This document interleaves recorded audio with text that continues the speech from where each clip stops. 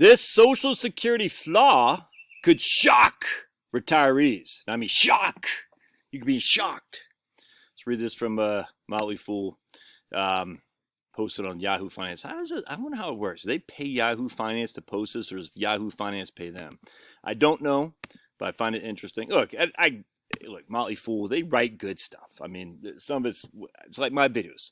There's some clickbait in there, but it's good stuff. It's stuff that you need to be aware of. I'm not an anti-Motley Fool guy. In fact, I remember the Gardner brothers reading the Motley Fool back in the mid-'90s, and they told me about, not they specifically to me, about the dogs of the Dow strategy. So this strategy has always worked, and like all strategies, it works until it doesn't. And but anyway, so I've always been a fan of Motley Fool. I don't subscribe to them or anything, but just wonder how they get paid. So here's Trevor Genuine, all right? All right, Trevor, he likes to partake in his wine. Genuine, that wasn't that good, but we'll try again here in a few minutes. Social Security benefits got a 3.2% COLA, which was smaller than the historic 8.7 COLA we got in 2023. All right, and remember 2023 or 2022 was not 8.7, it was a big one as well. All right. Unfortunately, retired workers are on pace to get an even smaller bump, according to the Senior Citizens League, a nonprofit advocacy group. Senior Citizens League, it's kind of like the Bipartisan Policy Center. It's all nothing but Washington, D.C. stuff to make Washington, D.C. more powerful. That's what they want, dude. Anything to make U.S. powerful and them more powerful, you more reliant on them, that's a win in there for them. The 2023 Retirement Confidence Survey conducted by the EBRI, which I've talked to about many times, reported that 58% of retirees are concerned they will have to make substantial cuts to their spending due to inflation. Look, dude, I mean, if you're not concerned, everyone's concerned about the future. I'm concerned about the future. You know what I'm saying? I mean, my goodness. Remember what happened? That's why I got my Defiant shirt on. Defiant Tour 2024.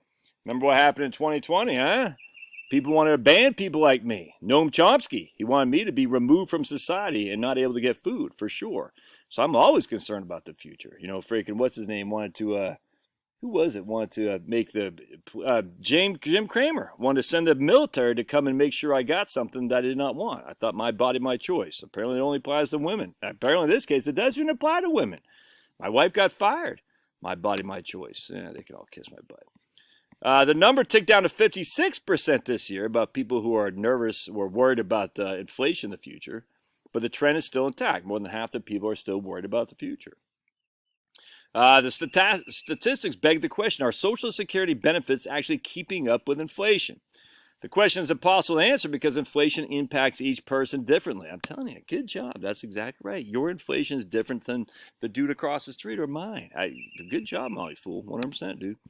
All right, so here we got, there's a major flaw in the Social Security COLA system. We're just going to come down here and show you.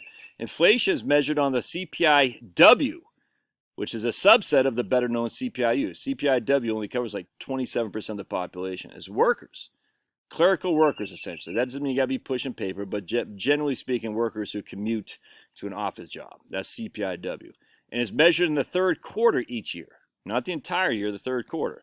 So here's an example. CPI-W increased 3.2% in the third quarter of 2023. Thus, the benefits increased by 3.2%. All right. However, let's see here. The forecast is problematic because CPI-W increased 3.2% in the forecast for the first quarter, but they're only forecasting a 2.6% third quarter. So if you got 3.2% first quarter inflation, that doesn't affect your COLA because the COLA would be based on the third quarter. Does that make sense? 3.2% in Q1 has nothing to do with your own Social Security COLA. It has to do with the Q3, which is kind of weird. Like, just that's it, that one quarter. In simpler terms, the COLA's calculation is flawed because it extrapolates the third quarter inflation to the full year. 100% right. And then they got this chart, which I think is pretty interesting. You'll see the CPI change. All right, this for the whole year, CPI-W. Now, we're not going to argue about CPI-W, CPI-E, or CPI-U. I've done in my book, I don't have here, Relax or Retire, I talk about that. We're not going to get that here today. That is an argument for a different debate here. But here, so in 2015, the entire CPI-W was actually negative. We actually lost, or went down. You could say as somewhat of a, oh, it's freaking ants, dude. Get out of here, ants. You could say we went deflation in 2015, yet we had a 1.7% COLA for Social Security. Why? because the third quarter of 2015 was heavily inflated, where the rest of the year was deflated, if that makes sense. And so you can see, this is the entire year, right? Look at this. We're matching. Social Security COLAs are beating it. We're losing to it. We're losing to it. We're losing to it. Look at that. So the third quarter of 2017 was only 0.3% COLA, but look what it was for the entire of the year. The entirety of the year is 2.1%. Yet we only got a 0.3% boost in Social Security COLA. Now here, see what happens here. I'm going to show you something here. In 2019, COLAs were COLAs was 2.8, but the actual inflation number was 1.7. 2020 is the same thing.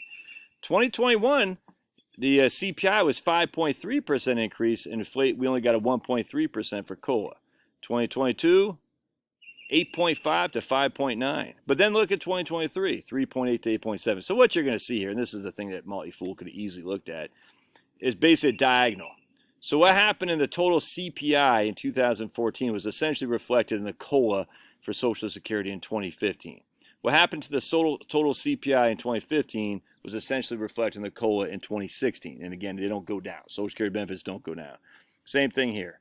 You look, it's almost like 2.1 to 2, 2.5 to 2.8, 1.7 to 1.6, 1.2 to 1.3, 5.3 to 5.9. 8.5 to 8.7. So basically what I would say is probably going to be about 3.8% is you're probably going to be your Social Security COLA for 2023, whereas they're saying 2.6. I mean, it's just 1 year behind essentially. So it's an interesting article and not that much of a deal. I mean, and they say, hey, this costs, what do they say, the average retiree about $264 a year going back to the last 15 years or so. I mean, that's real money, don't get me wrong. I mean, it's a gallon of gas right there, $22 a month. Thanks, Sniffy Joe, but it's not anything that we want more money for sure, but I'm not all that. It's not a huge COLA flaw. There's other flaws with this, but again, remember, Social Security never goes down in value. So that's a nice thing about using this is unlike CPI, which can go down, not much, but it can, Social Security doesn't. So it's the best that we're going to do, and it's okay to be thankful. So, at least I got this. It's better than freaking a hole in the head. All right, love your thoughts. God bless. Don't forget to subscribe. Less than half of you are subscribed. That's the wrong flipping answer. You want me to come find you out there in YouTube land? I'm looking around. Looking around. Where are you? I see you out there. I see you. God bless.